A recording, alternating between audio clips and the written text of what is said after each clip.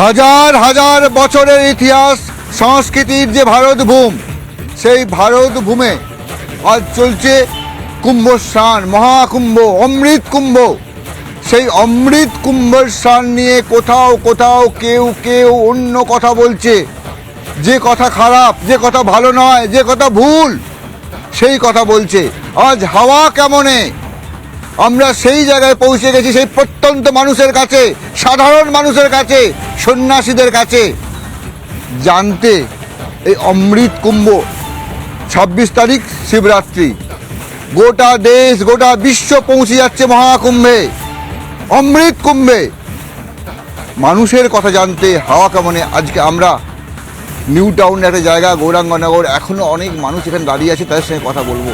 মহারাজ, আপনি তো এখানে এসছেন, তো আপনি যে এখানে এসছেন আমি শুনলাম, আপনার সঙ্গে কথা হচ্ছিল, আপনারা একটা বিক্ষোভ করছেন, একটা আপনারা মনোকষ্টে আছেন, কেন? দেখুন, ভারতবর্ষের মাটি প্রয়াগরাজের মতন এমন তীর্থভূমি, যে তীর্থ ভারতের তীর্থ, আর সেই ভারত তীর্থকে অবমাননা করা, আপনারা বুঝতেই পারছেন। আমাদের পশ্চিম বাংলার মাননীয়া যদি ভারতবর্ষের তীর্থভূমি প্রয়াগ ক্ষেত্রকে, মহাকুম্ভকে মৃত্যুকুম্ভ বলে থাকেন, তাহলে কি অশালীন বক্তব্য, কি প্রকার কুরুচিকর বক্তব্য, কি প্রকার একটা অধার্মিক যদি বলতে পারে, বিধর্মী যদি বলতে পারে, তবে উনি তাই বলেছেন। কিন্তু কি দুঃসাহস এনার, কি অযোগ্যতা দোষ এনার। আমি আশ্চর্য হয়ে যাই, ভারতবর্ষের মাটিতে আমাদের মহাকুম্ভকে মৃত্যুকুম্ভ বলবার অধিকার ওনাকে কে দিল? এত বড় দুঃসাহস ওনাকে কে দিল? আমি বলতে চাই এটাই, যে রাজনীতি করতে পারেন, কিন্তু আমাদের ধর্ম সম্পর্কে উনি সজাগ হয়ে, আমাদের ধর্ম সম্পর্কে উনি সজাগ হয়ে তারপর ধর্মের কথা বলবেন, নতুবা ওনার ধর্মের কথা বলবার ওনার অধিকার নাই। কেননা ধর্মটা ওনার নয়। আচ্ছা, আমরা ভারতের কথা শুনবো, কুম্ভের কথা শুনবো, অমৃত কুম্ভের কথা শুনবো। সাধু বাবা, গেছিলেন কুম্ভে? হ্যাঁ, আমি গেছিলাম। কুম্ভে গিয়েছিলেন? হ্যাঁ। সেই কুম্ভ মেলায় কেমন অনুভূতি? অনেক অত্যন্ত আশ্চর্য অনুভূতি। আচ্ছা, 140 বছর পরের বিশাল একটা ধর্মীয় অনুষ্ঠান। এটা মহাতীর্থ, খুব মহাতীর্থ। হ্যাঁ, ঘুরে খুব আনন্দ পেয়েছি, এবং এটা আমাদের হিন্দুদের জীবনের সার্থকতা। আপনি কুম্ভে গিয়েছিলেন? হ্যাঁ, আমি কুম্ভে গেছিলাম। কেমন ওখানে স্নান করে, কেন কুম্ভে গেছেন? স্নান করা যাওয়ার দরকার চলে গেছি, এমনি এমনি আমার কোনো ই নাই। আমি নেই। না। স্নান করেছেন তো? হ্যাঁ, স্নান করছি, মানে নোংরা জল দেখে স্নান করি। স্নান করেননি? না, স্নান করিনি। কুম্ভে গিয়েছিলেন? কুম্ভে গেছিলাম। আমরা সকলেই কুম্ভে গেছেন। আমরা 144 বছর ইতিহাসে আমরা কুম্ভে গিয়েছি, উনিও গেছেন কুম্ভে। এ ভারত ভূম, এখানে আমরা সবাই কুম্ভে যাই। তারপর আপনি কার কি কুম্ভে গেছেন? আপনি কুম্ভে গেছেন মহারাজ? গেছি, কুম্ভে গেছি। কুম্ভে গিয়ে স্নান করেছেন? কুম্ভে গিয়ে স্নান করেছি। কোথায়, মানে প্রতিবারই যান না এবারে কি ব্যাপার? প্রতিবারই যাই মাঝে মধ্যে, কিন্তু এইবার তো আমাদের এই 144 বছর পরে এই কুম্ভ, মহাকুম্ভ, সেই কুম্ভে আমরা স্নান করতে গিয়েছি সবাই। এটা আমাদের হিন্দুদের মানে ধর্মীয় স্থান, বা আমরা সবসময় যাই ওইখানে। কিন্তু কুম্ভে এই 144 বছর পরে হয়েছে, তো এইটা তো আমরা যেতেই হবে, সবাই যাব না কেন? এটা ভারতবর্ষের এটা একটা ঐতিহ্য, আমরা তো যাবই সেখানে, যাব না কেন? আমরা একা নয় তো, অমৃত কুম্ভ, আমরা সবাই গিয়েছি এখানে। এই অমৃত কুম্ভের ইতিহাসটা কি? এই যে অমৃত কুম্ভ, এখানে যে বলা হচ্ছে অমৃত কুম্ভ, এই বিশাল গল্প, অমৃত কুম্ভের গল্প। সেখানে অমৃত পড়েছিল, এই সঙ্গমস্থল। সেখানে এই যে সনাতনের কথা বলা হয়, এই হিন্দু আত্মা, এই ভারতভূম, সেখানে তো বিশাল ব্যাপার। এটা তো মানুষের সঙ্গে হাজার হাজার বছর, যখন হর্ষবর্ধন রাজা ছিলেন, তিনি কুম্ভ স্নান করছেন, সে বিপুল একটা ব্যাপার। সে কবে, কত বছর ধরে, কত হাজার বছর ধরে এই ঘটনা ঘটছে। এটা তো আমাদের দেশের একটা ঐতিহ্য। হ্যাঁ, দেখুন, মহাকুম্ভ পরম্পরার কুম্ভ, মহাকুম্ভ প্রাপ্তির কুম্ভ। মানে মানব জীবনের যে অপ্রাপ্তি বিষয়ক বিষয়, তার নাম মহাকুম্ভ, যেখানে প্রাপ্তি যোগের একটা পূর্ণ সমাগম। এই যে ত্রিবেণী সঙ্গমে আমরা স্নান করলাম মহাকুম্ভে, এই প্রয়াগ ক্ষেত্রে, এই যে তীর্থভূমি, কোটি কোটি সাধু সন্ত সনাতনী সজ্জনের শুভাগমন ঘটেছে। সেই শুভাগমনে যে মানব ইতিহাসে এমন এত বৃহৎ পরিসরে এমন বৃহৎ আনন্দ, এমন এমন এমন এমন সনাতনী সজ্জনের মহামিলন ইতিহাস সাক্ষী আজ পর্যন্ত কখনো কোনো ইতিহাসে দেখাতে পারবে না। আমাদের ভারতবর্ষে এই প্রয়াগ ক্ষেত্রে, এই পরম্পরায় আমরা যা প্রাপ্তি হলাম তা সত্যি আমাদের কাছে ইতিহাস। আর সেই ইতিহাসের পৃষ্ঠা কেউ কেউ কলঙ্কিত করতে চাইছে। আপনারা শুনুন তাদের কাছ থেকে কারা কলঙ্কিত করতে। দল নয়, ধর্ম নয়, এক আশ্চর্য ভারতভূম।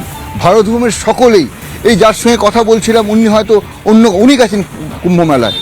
এখানে হাজার হাজার মানুষ প্রত্যেকে গেছে কুম্ভ মেলায়, কুম্ভে স্নান করেছেন, অমৃত কুম্ভে স্নান করেছেন। যেখানে অন্য কোনো সনাতন ভারত, এই যে হিন্দু আত্মা ভারত, সেখানে গেছেন, তাই তো? আপনারা সকলে তো স্নান করেছেন, গেছেন কুম্ভে? হ্যাঁ, কেমন হলো আপনার মানসিক, মানে কেমন? ভালো লাগলো। আগেও আমি একবার স্নান করে আইছি, আবার এইবারেও গেছি, আমার ভালো লাগছে, গেছি। এ তো অমৃত কুম্ভ, অমৃত কুম্ভ, খুব ভালো লাগছে। এ তো মৃত্যুর ডাক নয়, এ তো অমৃতের সন্ধান। হ্যাঁ, অমৃতের সন্ধান। অমৃতের সন্ধান, এ তো অমৃতের সন্ধান, এ তো মৃত্যু নয়, এ তো জেগে ওঠা। হ্যাঁ, সেই তো। অমৃতকুম্ভ সমুদ্র মন্থনের সময় যে সঞ্জীবনী সুধা উঠেছিল, সেই সঞ্জীবনী সুধা থেকে এই কুম্ভ এর উৎপত্তি, কুম্ভস্থানের উৎপত্তি।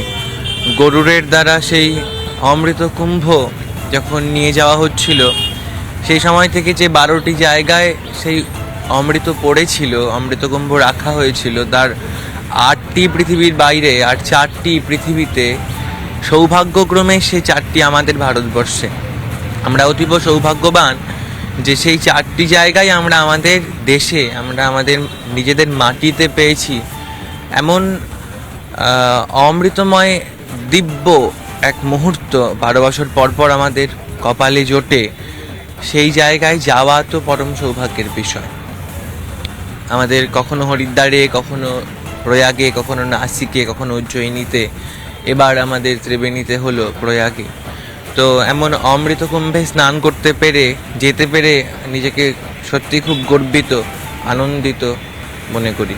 না না, আপনারা তো বলছেন কলকাতায়, আপনারা তো বলছেন কিসের আন্দোলন এসেছেন কলকাতায়? আমরা আজকে ঠিক দুপুর 2:30 একটা সনাতনী সজ্জনেরা, বাংলার যত সাধু সন্ত সবাই আছি, আমরা সবাই গর্জে উঠেছি। এজন্যই গর্জে উঠেছি যে ভারতবর্ষের মাটিতে আমরা এই বাংলায় দাঁড়িয়ে এমন অশালীন মন্তব্য দেখে আমরা সত্যিই হতবাক। আমরা যদি চুপ করে থাকি তাহলে আমাদের শরীরের উপর, আমাদের মানবিকতার উপর, আমাদের ধর্মের উপর কেউ পৃষ্ঠে তারা এমন অরাজকতা তৈরি করবে। আমরা নেতাজির বাংলায় অবস্থান করি, আমরা সেই ঈশ্বরচন্দ্রের বাংলা ভূমিতে অবস্থান করি, আমরা সেই বিনয় বাদল দীনেশের বাংলা ভূমিতে অবস্থান করি। সেই বাংলাকে আমরা কলঙ্কিত হতে দেব না। আমরা সেই বাংলার বুকে এমন কোনো অশালীন কোনো ধর্ম বিষয়ক বিষয়কে কেন্দ্র করে ধর্মের এমন আঘাত আমরা সহ্য করব না। আমরা সনাতনীরা গর্জে উঠেছি।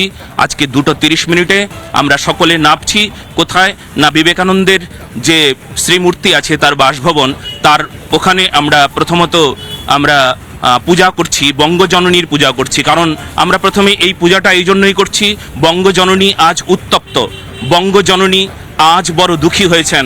সেই বাংলা মাকে আমরা সর্বপ্রথমে পূজা করছি। আর পূজার পর তারপর আমাদের সমস্ত সনাতনী সজ্জনেরা একসঙ্গে হয়ে আমরা একটা বিক্ষোভ সমাবেশের আয়োজন করেছি। এই আরও অন্যান্য অনুষ্ঠানগুলো আমাদের আজকে আছে। 2:30 থেকে শুরু হচ্ছে। সামনে শিবরাত্রি, হাজার হাজারে নয় লাখে লাখে মানুষ পৌঁছাচ্ছেন ওখানে মহাকুম্ভে। সেই জায়গায় একটা কথা এনারা বলছেন যে ভালো বলেনি, ঠিক বলেনি। কুম্ভ, মহাকুম্ভ, অমৃত কুম্ভ, ও মৃত্যু কুম্ভ নয়। সনাতনীদের মধ্যে কেউ কেউ তাদের ক্ষোভ ব্যক্ত করতে আজকে রাস্তায় নামছেন। তার আগে আমরা তাদের সঙ্গে কথা বললাম অনেক সাধারণ মানুষের সঙ্গে, অনেক সন্ন্যাসীর সঙ্গে। তারা বলছে অমৃত কুম্ভ, অমৃতেরই সন্ধান, তারা অমৃতের পুত্র, তারা অমৃতের জন্য কুম্ভস্নান মহাকুম্ভে যাবেন। তবে আমরা যেটা হয় সময় নির্দিষ্ট করে বাঁধা থাকে। তাই আজকের হাওয়া কেমন, আজকে এদের সঙ্গে কথা বললাম, আজকের হাওয়া কেমন এই পর্যন্ত। আগামীকাল অন্য কোথা থেকেও মানুষের মনের কথা জানবো হাওয়া কেমন অনুষ্ঠানে।